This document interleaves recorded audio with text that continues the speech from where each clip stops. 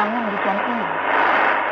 Kalau urusannya soal untuk buang air kecil, usahakan untuk menidurkan tubuh kembali dan jangan dimanfaatkan untuk bekerja, apalagi makan. Pukul 3 sampai 6 pagi, ini suhu tubuh terendah. Pada jam ini, suhu tubuh mencapai titik terendahnya. Alasannya karena energi tubuh sedang dialihkan untuk memperbaiki kulit atau melawan infeksi yang semula berperan untuk menghangatkan tubuh. Menjelang pagi, hormon melatonin yang diproduksi tubuh juga semakin berperan. Jadi wajar saja kalau di sekitar jam-jam ini Anda merasa kedinginan karena memang suhu tubuh ada di titik rendahnya. Bagaimana kalau terbangun di jam ini? Tidak masalah. Yang penting Anda harus bangun pelan-pelan, tidak terburu-buru, dan tetap gunakan pakaian yang bisa sedikit menghangatkan tubuh. Bagi Anda para wanita yang biasa bangun di jam ini dan langsung mengerjakan pekerjaan rumah tangga, ini juga menjadi salah satu cara menghangatkan tubuh. Lakukan saja dengan baik dan senang. Nah, pukul 6 sampai 9 pagi, ini biasanya waktu untuk buang air besar. Produksi hormon melatonin akan berkurang pada jam ini. Dan pada titik 8, biasanya pergerakan usus sedang tinggi-tingginya, sehingga cocok untuk Anda buang air besar. Bagaimana kalau di jam-jam ini tidak buang air besar? Tidak perlu terlalu cemas, karena semua aktivitas ini juga tergantung dengan kebiasaan yang sudah terbentuk. Tapi kalau bicara buang air besar, Anda perlu perhatian pada tubuh Anda. Dan usahakan paling tidak 2 hari sekali harus dilakukan meskipun tidak di jam-jam ini. Nah, biasanya pada pukul 9, metabolisme tubuh sedang tingkat-tingginya. Sehingga Anda juga bisa menggunakan waktu ini untuk sarapan. Bagus kalau sarapan tidak lebih dari jam 9 pagi supaya tidak mengganggu jadwal makan siang. Pukul 9 sampai 12 pagi atau mungkin Anda menyebutnya 12 siang, ini waktunya tubuh siap beraktivitas. Ini adalah waktu di mana setiap orang sibuk dengan aktivitasnya. Pada jam-jam ini, kortisol sedang gencar diproduksi, sehingga otak siap untuk bekerja seharian. Tenang saja, peningkatan hormon kortisol ini tidak sampai membuat Anda stres. Tubuh sudah terkelola dengan rutinitas ini, sehingga peningkatan hormon ini akan dimanfaatkan tubuh untuk melakukan aktivitasnya dengan baik. Pukul 12 siang sampai 3 sore, ini rentang waktu yang rentan dengan stres dan mengantuk. Di rentang ini, organ pencernaan sedang aktif dalam mengolah makanan yang Anda konsumsi saat makan siang, sehingga tingkat kewaspadaan cenderung berkurang dan mungkin membuat Anda mudah ngantuk. Jadi sebaiknya hindari aktivitas yang membutuhkan konsentrasi pada jam-jam ini, terutama mengemudi atau mengoperasikan alat-alat berat atau aktivitas yang membutuhkan konsentrasi penuh. Kalau ada yang mengantuk di jam-jam ini, tidak perlu dipersalahkan, karena begitulah tubuh dan organ-organ tubuh mengatur polanya.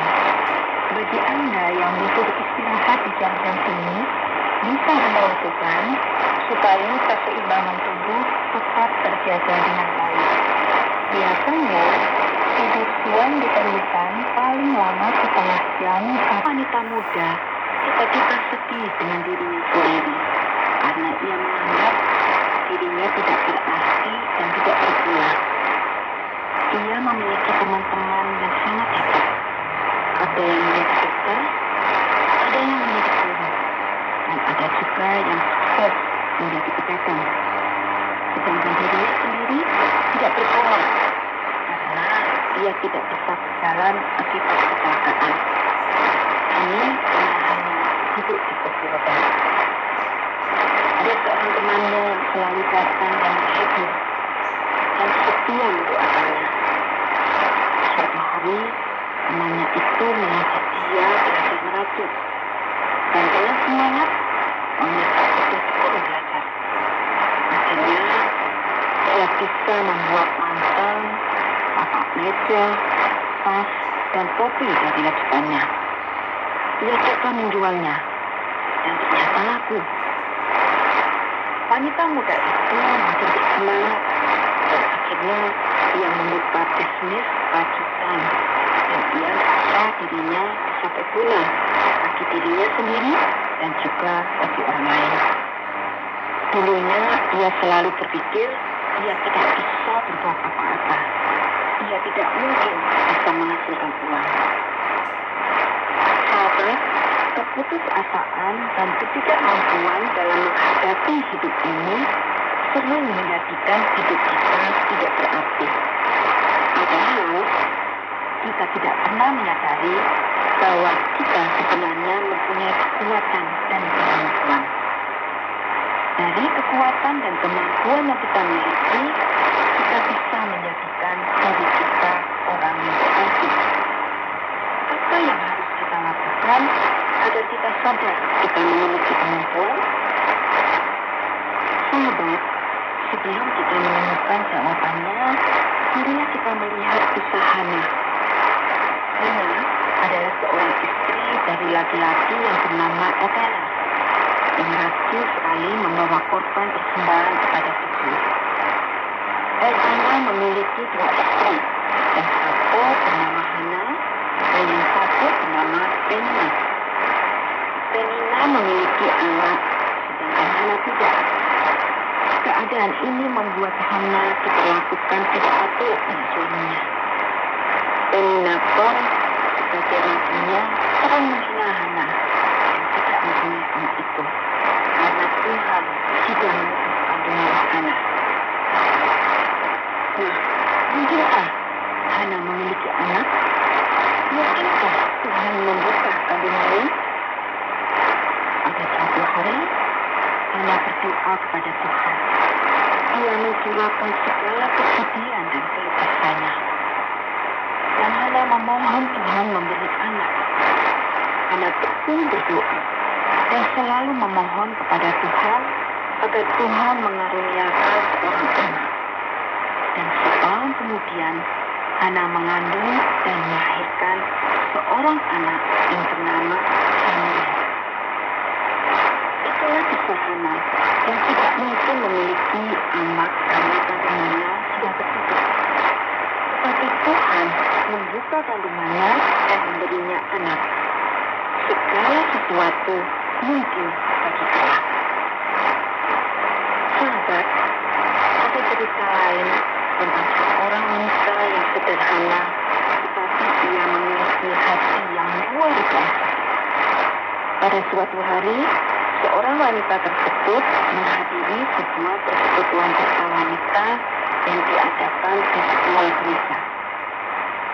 Wanita ini tidak bisa memahami apa yang disampaikan oleh sang pendeta, walau pesan Injil yang paling sederhana sekalipun. Walau ia tidak mengerti apa yang ia dengar, dia terus-menerus berkata, "Yesus, terima kasih." Itulah satu-satunya doa yang ia kenal. Tiba-tiba saja, dia tergerak untuk berdiri dan bersaksi. Dan dengan mata yang gembira, dia berkata, "Saya hanya seorang pembantu rumah tangga yang miskin. Saya tidak memiliki uang dan kepandaian.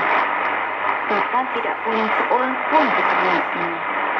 Tetapi di dalam hati saya memiliki kebahagiaan yang tidak terbatas." Wanita ini mungkin tidak menarik penampilannya, tetapi hatinya sangat bahagia. Dan itulah yang membuat orang lain tertarik dan merasa diberkati dengan kesaksiannya. Tuhan Allah telah memungkinkannya hidup bahagia walaupun ia miskin. Bagaimana dengan Anda? Apakah Anda saat ini menghadapi masa yang sulit dan Anda merasa bahwa Anda tidak berguna? dan tidak berarti seperti calon saya yang sudah termintan kredit? Atau mungkin Anda merasa